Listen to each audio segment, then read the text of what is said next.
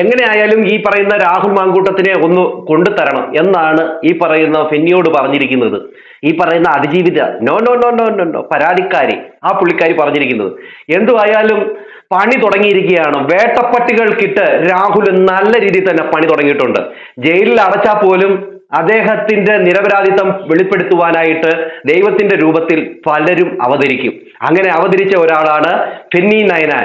ഈ രാഹുൽ മാങ്കൂട്ടത്തിന്റെ സന്തത സഹചാരിയും അതോടൊപ്പം തന്നെ വിശ്വസ്തനായ ഒരു സുഹൃത്തും. ഈ പുള്ളിക്കാരനെ ഈ പറയുന്ന ബിന്നി നയനാനെ രണ്ടാമത്തെ പീഡന കേസിൽ ഈ പുള്ളിക്കാരനെതിരെയും ഒരു പരാതി കൊടുത്തിരുന്നു ഈ അതിജീവിത എന്ന് പറയുന്ന ആ പരാതിക്കാരി.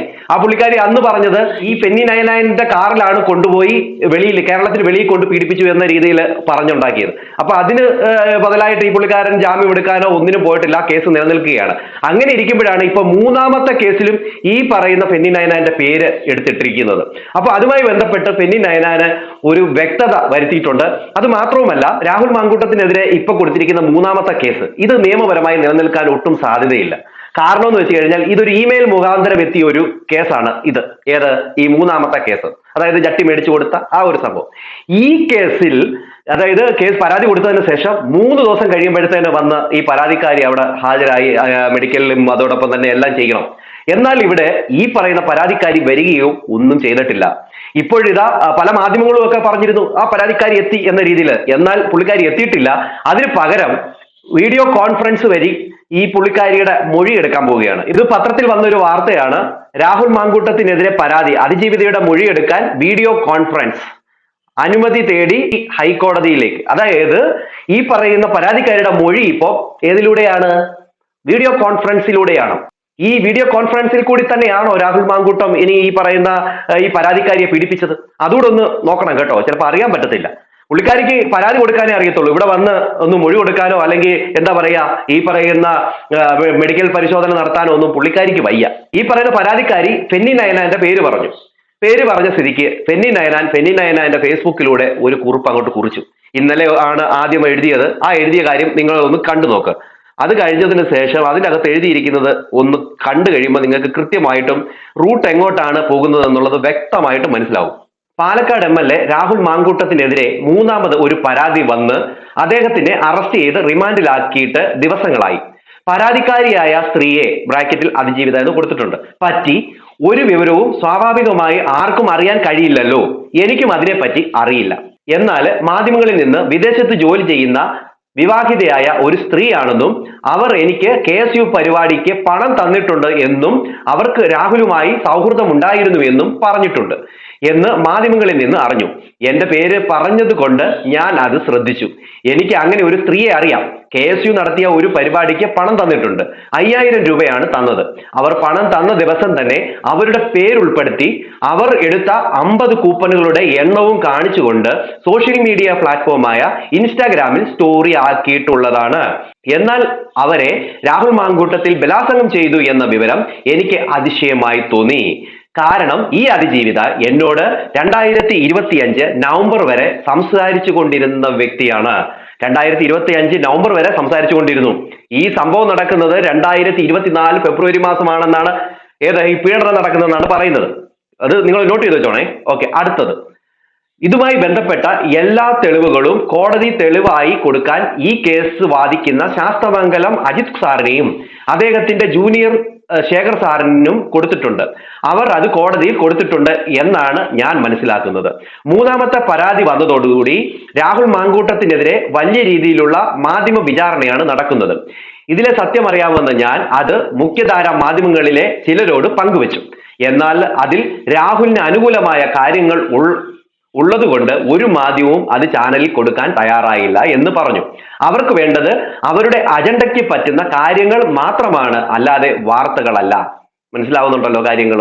ഇതാണ് നടക്കുന്നത്. അതുപോലെ രണ്ടാമത് വന്ന പരാതിയിൽ രാഹുൽ MLA ഒരു പെൺകുട്ടിയെ ഹോം സ്റ്റേയിൽ എത്തിച്ച് ബലാത്സംഗം ചെയ്തു എന്ന പരാതി. അങ്ങനെ ബലാത്സംഗം ചെയ്യാൻ പെൺകുട്ടിയെ ഹോം സ്റ്റേയിൽ എത്തിച്ചു കൊടുത്തത് ഞാൻ ഓടിക്കുന്ന കാറിലായിരുന്നു എന്നാണ് പരാതിയിൽ. കേട്ടാൽ വളരെ ഗൗരവമുള്ള കുറ്റകൃത്യം. ആ കേസ് വന്നപ്പോൾ തന്നെ ഞാൻ മാധ്യമങ്ങളുടെ മുന്നിൽ പറഞ്ഞതാണ്, അങ്ങനെ ഒരു സംഭവം ഒരിക്കലും എന്റെ ജീവിതത്തിൽ ഉണ്ടായിട്ടില്ല. അതുകൊണ്ട് തന്നെ എനിക്ക് അങ്ങനെ ഒരു പെൺകുട്ടിയെ അറിയില്ലെന്ന്. അതുമായി ബന്ധപ്പെട്ട് എന്നെ ചോദ്യം ചെയ്യാൻ വിളിച്ചു. എന്നിട്ട് അറസ്റ്റും ചെയ്തില്ല. അങ്ങനെ ബലാത്സംഗം ചെയ്യാൻ പെൺകുട്ടിയെ എത്തിച്ചു കൊടുത്തു എന്ന ഗൗരവപരമായ ആരോപണമുള്ള എന്നെ അറസ്റ്റ് ചെയ്യാത്തത് എന്താണ്? ഒരു തെളിവും ഇല്ലാത്തത് കൊണ്ടാണെന്ന് ഉറപ്പാണല്ലോ, അല്ലാതെ പോലീസ് എന്നെ സഹായിച്ചത് അല്ലല്ലോ എന്നാണ് പുള്ളിക്കാരൻ അവിടെ പറയുന്നത്. അങ്ങനെ ഈ പുള്ളിക്കാരൻ അത് എഴുതിയിട്ടുണ്ട്. ഇതുപോലെ എന്നിട്ട് മാധ്യമ ചർച്ച ഒന്നും ചെയ്തിട്ടില്ലല്ലോ എന്ന് പറഞ്ഞുകൊണ്ട് പുള്ളി കുറച്ചുകൂടി എഴുതിയിട്ടുണ്ട്.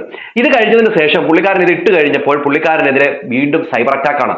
പുള്ളിക്കാരനെ അങ്ങോട്ട് അങ്ങോട്ട് പുത്തണം. കാരണം സത്യം വിളിച്ചു പറയുന്നവരുടെ വാ മൂടിക്കെട്ടണമല്ലോ. നമുക്കറിയാമല്ലോ, ആര് സത്യം വിളിച്ചു പറയുന്നു അവരുടെ വാ മൂടിക്കെട്ടുക എന്നുള്ളത് പതിവാണ്. അത് തന്നെയായിരുന്നു കഴിഞ്ഞ ദിവസം ഈ പത്തനംതിട്ട ജില്ലാ കമ്മിറ്റി അംഗമായിട്ടുള്ള ഈ ശ്രീനാദേവി വന്ന് പറഞ്ഞപ്പോൾ, അതായത് ശ്രീനാദേവി കുഞ്ഞപ്പ വന്ന് പറഞ്ഞ സമയത്ത് അവർക്കെതിരെ കേസൊക്കെ അങ്ങോട്ട് അതിജീവിതം കൊടുക്കുന്നു. അത് കഴിഞ്ഞതിന് ശേഷം പാർട്ടിക്കാർ അതും ഇതൊക്കെ പറയുന്നു. അങ്ങനെയൊക്കെ ആയിരുന്നു. അങ്ങനെ ഇരിക്കുമ്പോഴാണ് ഫെന്നി നയന ഈ ഒരു കാര്യം കുറിച്ചത്. അത് കഴിഞ്ഞ് പുള്ളിക്കെതിരെ ഇങ്ങനെ സൈബർ അറ്റാക്ക്, അത് കഴിഞ്ഞ് പുള്ളിയെ അങ്ങ് മോശക്കാരനാക്കുന്നു, അങ്ങനെ തുടങ്ങി പല കാര്യങ്ങൾ നടന്ന സമയത്ത് അദ്ദേഹം ഇപ്പോൾ കുറച്ചു നേരം മുമ്പ്, ഒരു 4 മണിക്കൂർ മുമ്പ് പുള്ളിക്കാരൻ വേറൊരു പോസ്റ്റ് ഇട്ടിട്ടുണ്ട്. അതിൻ്റെ അകത്ത് വ്യക്തമായിട്ട് തെളിവുകൾ സഹിതമാണ് അദ്ദേഹം വെച്ചിരിക്കുന്നത്. ഓക്കെ, അത് എഴുതിയേക്കുന്നത് ഇങ്ങനെയാണ്: രാഹുൽ MLA വിഷയത്തിൽ എന്റെ പേര് പരാതിയിൽ പറഞ്ഞെന്ന് ഞാൻ മാധ്യമങ്ങളിലൂടെ അറിഞ്ഞു. തുടർന്ന് എനിക്ക് അറിയാവുന്ന കാര്യങ്ങൾ പറയാൻ മുഖ്യധാര മാധ്യമങ്ങളിൽ ആരും സ്പേസ് തരാതെ ഇരുന്നപ്പോൾ ഞാനത് ഫേസ്ബുക്കിലൂടെ പൊതുവിടത്ത് പറഞ്ഞു. ഒരു കാര്യത്തിന്റെ 2 വശവും പറയാനുള്ള അവസരം പോലും നിഷേധിക്കുന്ന സമീപനമാണ് മാധ്യമങ്ങൾക്കുള്ളത്. അത് ശരിയാണോ എന്ന് അവർ പരിശോധിക്കട്ടെ. തുടർന്ന് ഞാൻ ഇന്നലെ ഫേസ്ബുക്കിൽ ഒരു പോസ്റ്റ് ഇട്ടതിനു ശേഷം എനിക്കെതിരെ രൂക്ഷമായ സൈബർ ആക്രമണമാണ് ഇടത് കേന്ദ്രങ്ങളിൽ നിന്നുണ്ടാകുന്നത്. എന്നെയും എന്റെ കുടുംബത്തെയും വരെ ആക്രമിക്കുന്നു. അപ്പോൾ കാര്യങ്ങൾ ഒന്നുകൂടെ വിശദമാക്കാം എന്ന് കരുതുന്നു. എന്നോട് സംസാരിച്ചതിന്റെ അവസാന കാലത്ത്, അതായത് 2 മാസം മുമ്പ്, രാഹുൽ MLA കാണാൻ പരാതിക്കാരി പലവട്ടം എന്നോട് അവസരം ചോദിച്ചു. പലവട്ടം ഒഴിവാക്കാൻ നോക്കി. നിർബന്ധം സഹിക്കാനാവാതെ വന്നപ്പോൾ പാലക്കാട് ഓഫീസിൽ ചെന്നാൽ കാണാമെന്ന് പറഞ്ഞപ്പോൾ അത് പോരാ, സ്വകാര്യത വേണം എന്നും ഓഫീസിൽ പലപ്പോഴും പാർട്ടിക്കാരും സ്റ്റാഫും ഒക്കെ ആയതുകൊണ്ട് സ്വകാര്യത ലഭിക്കില്ലെന്നും അവർ പറഞ്ഞു. രാഹുൽ MLA ഫ്ളാറ്റിൽ കാണാമെന്നും 3-4 മണിക്കൂറെങ്കിലും സമയം വേണമെന്നും പരാതിക്കാരി എന്നോട് പറഞ്ഞു. എങ്ങനെ ഇരിക്കുന്നു കേട്ടോ ബാക്കി. ഫ്ളാറ്റിൽ രാത്രിയാണെങ്കിലും കണ്ടാ മതിയെന്ന് അവർ പറഞ്ഞു. ഫ്ളാറ്റിൽ അസൗകര്യമാണെന്ന് പറഞ്ഞപ്പോൾ എങ്കിൽ ഒരു ഡ്രൈവ് പോകണമെന്നും MLA ബോർഡ് വെച്ച വണ്ടി വേണ്ട എന്നും അവർ വരുന്ന വണ്ടി മതി എന്നും അവർ എന്നോട് പറഞ്ഞു. കൊള്ളാം അല്ലേ? അപ്പൊ ഇതിന്റെ അർത്ഥം മനസ്സിലായല്ലോ. ഇത് കൊടുക്കാൻ വേണ്ടിയുള്ള സംഭവം തന്നെയാണ് അല്ലേ? അല്ല എങ്കിൽ ഇവർക്ക് എന്തിന്റെ കേടാണെന്ന് നിങ്ങൾ തന്നെ ചിന്തിച്ചു നോക്ക്. ഭർത്താവ് ഇരിക്കുന്ന ഒരു സ്ത്രീയാണ്. ഇവർക്ക് ഇങ്ങനെയൊക്കെ പറയണമെങ്കിൽ അതിന്റെ അർത്ഥം എന്താണ്?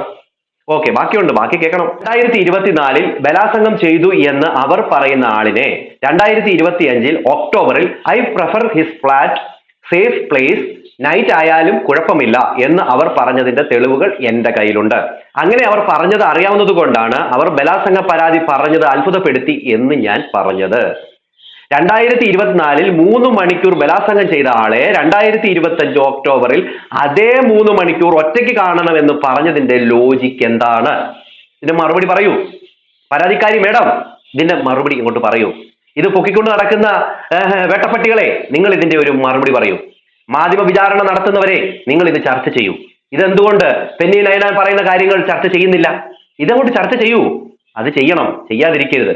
ഓക്കെ, എല്ലാവർക്കും ബോധ്യമാകാൻ വേണ്ടി ഞാൻ ആ സ്ക്രീൻഷോട്ടുകൾ ഇവിടെ പങ്കുവയ്ക്കുന്നു. ഒരു NB ഇട്ടൊരു കാര്യം കൂടെ പറയുന്നുണ്ട്. സ്ക്രീൻഷോട്ടുകളിലോ എഴുത്തുകളിലോ കേസിലെ പരാതിക്കാരി, അതായത് അതിജീവിതയുടെ പേരോ ചിത്രമോ മേൽവിലാസമോ ഐഡന്റിറ്റിയോ വെളിപ്പെടുത്തുന്ന തരത്തിലുള്ള മെസ്സേജ് ഒന്നും തന്നെ ഉൾപ്പെടുത്തിയിട്ടില്ലാത്തതാകുന്നു. കാരണം പുള്ളിക്കാരൻ അതിൻ്റെ അകത്ത് ഇട്ടിരിക്കുന്നത്, ഇത് നോക്ക്, നിങ്ങൾ സൈഡിൽ ഇട്ടിരിക്കുന്നത് നോക്ക്, ഒരു ഐഡന്റിറ്റി പോലും വെളിപ്പെടുത്താത്ത രീതിയിൽ തന്നെയാണ് പുള്ളിക്കാരൻ ആ ഒരു സ്ക്രീൻഷോട്ടുകളൊക്കെ ഷെയർ ചെയ്തിരിക്കുന്നത്. എന്തായാലും വളരെ പ്ലാൻ ആയിട്ട് ചെയ്ത കാര്യങ്ങളാണ്, വളരെ കൃത്യതയോടുകൂടി ചെയ്ത കാര്യങ്ങളാണ്. 2024 ഫെബ്രുവരി മാസം ഇങ്ങനത്തെ 3 മണിക്കൂർ പീഡിപ്പിച്ചിട്ട് 2025 ഈ പറയുന്ന ആളെ തന്നെ 3 മണിക്കൂർ സെപ്പറേറ്റ് ഒരു കാറിൽ വേണം, സെപ്പറേറ്റ് വേണം എന്ന രീതിയിൽ പറയുന്നതിന്റെ ലോജിക്ക് എന്താണ്? ഇതിന് മറുപടി പറ മക്കളെ, പറ. അല്ലാതെ ഒരു മനുഷ്യനെ ക്രൂശിക്കാൻ വേണ്ടി ഇട്ടുകൊടുക്കുന്നത് ശരിയാണോ? ഈ പറയുന്ന രാഹുൽ മാങ്കൂട്ടം ജയിലിലെ അധികൃതരോടൊക്കെ പറഞ്ഞൊരു കാര്യമുണ്ട്, ഞാൻ തോറ്റു തരികയില്ല, ഞാൻ എങ്ങോട്ടും ഒളിച്ചോടുകയില്ല, ഇതിനെല്ലാം ഞാൻ കണക്ക് ചോദിക്കും, അതായത് എണ്ണി പകരം ചോദിക്കുമെന്നാണ് പുള്ളിക്കാരൻ പറഞ്ഞിരിക്കുന്നത്. അതായത് അവർക്ക് തന്നെ പേടിയായി. കാരണം ഇതൊരു കള്ളക്കേസായി. ഈ രാഹുൽ മാങ്കൂട്ടം എത്ര രൂപ നഷ്ടപരിഹാരം ചോദിക്കുമെന്നുള്ള കാര്യമൊക്കെ ഓർക്കുമ്പോൾ അവർ തന്നെ പേടിച്ചു പോകുന്നുണ്ട്. അതായത് ഇപ്പോൾ പരാതിക്കാരിയുടെ ആ ഒരു മൊഴി ഡയറക്റ്റായിട്ട് പുള്ളിക്കാരി വന്നിട്ട് അവിടെ കൊടുക്കണം, അവിടെ ഹാജരാവണം, അവിടെ ഒപ്പിടണം. ഇതുപോലും ചെയ്തിട്ടില്ല. അത് 3 ദിവസത്തിനുള്ളിൽ. ഇതൊന്നും ഇല്ലാതെ ഇമെയിലിൽ കൂടെ ഒരു പരാതി കിട്ടിയപ്പോഴേ രാഹുൽ മാങ്കൂട്ടത്തിനെ കൂട്ടം കൂടി പോയി അറസ്റ്റ് ചെയ്ത് അങ്ങനെ കൊണ്ടുവരുന്നു, തെളിവെടുപ്പിന് പോകുമ്പോൾ ചീമൊട്ട എറിയുന്നു, അങ്ങനെ തുടങ്ങി ഈ പരാതിക്കാരി പറഞ്ഞ രീതിയിൽ അല്ലെങ്കിൽ ഇമെയിൽ അയച്ച രീതിയിൽ അറസ്റ്റ് ചെയ്തിട്ട് ഇദ്ദേഹത്തെ അറസ്റ്റ് ചെയ്താൽ ഈ പരാതിക്കാരി 3 ദിവസത്തിനുള്ളിൽ അവിടെ റിപ്പോർട്ട് ചെയ്ത് അവിടെ ഒപ്പിടണം, പിന്നെ മെഡിക്കലിന് ഇത് ചെയ്യണം, മെഡിക്കൽ ചെയ്യണം, ഇതൊന്നും ചെയ്തിട്ടില്ല.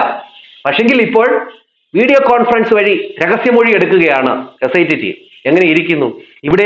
ഫെന്നി നൈനാനെ ഒന്ന് വലിച്ചിട്ടത് മാത്രമേ ഉള്ളൂ പുള്ളിക്കാരി. ഇപ്പോ പണി നല്ലപോലെ ഫെന്നി നൈനാൻ അങ്ങോട്ട് കൊടുത്തിട്ടുണ്ട്. ഇനി എന്താകുമെന്ന് നമുക്ക് കാത്തിരുന്ന് കാണാം.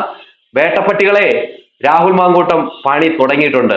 അതുകൊണ്ട് ആ പണി മേടിച്ചെടുക്കാനുള്ള കരുത്തരായിട്ട് ശക്തരായിട്ട് നിങ്ങൾ ഇരുന്നോളിൻ എന്ന് എനിക്ക് പറയാനുള്ളൂ. എന്റെ പൊന്നു പ്രേക്ഷകരെ, നിങ്ങൾക്ക് വീഡിയോ ഇഷ്ടപ്പെട്ടെങ്കിൽ ലൈക്ക് ചെയ്യാനും ഹൈപ്പ് ചെയ്യാനും ഷെയർ ചെയ്യാനും മറക്കരുത്. അടുത്ത വീഡിയോ കാണുന്നവർക്ക് എല്ലാവർക്കും ബൈ.